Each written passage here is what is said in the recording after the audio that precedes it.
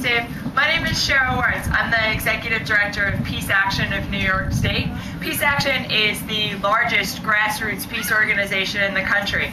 We have about 100,000 members across the country. Here in New York State, we have 3,000 members in 17 active grassroots chapters around the state. And to me, what that really brings home is that this display, that this work, that this activity on Staten Island is part of a broader tapestry of anti-war sentiment that's happening across the country this week. This is a really important week.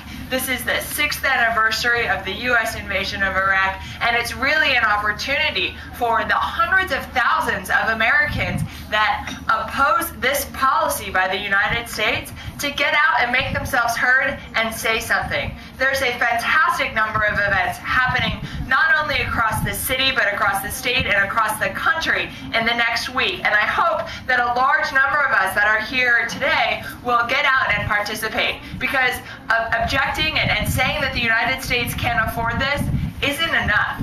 We need to get out. We need to make ourselves heard. We need to demand that this administration listen to us. One of the greatest things about the fact that we have a Democratic administration in Washington is that after 8 years, we have an administration that is willing to hear our voices, and it's critical that we make our voices heard. So I hope you will go to either PANYS.org, which is the Peace Action New York State website, or UnitedForPeace.org, which is the United for Peace and Justice website.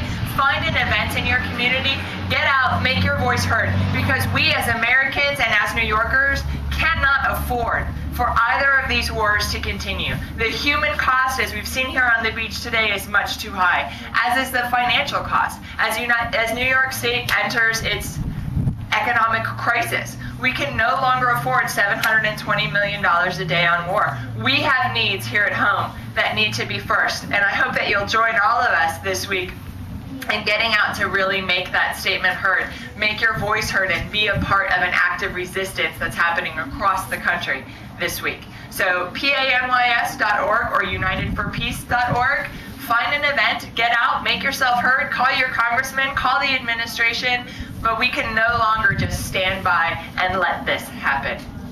So I'd now like to introduce Adele Welty from 9/11 Families for Peaceful Tomorrows.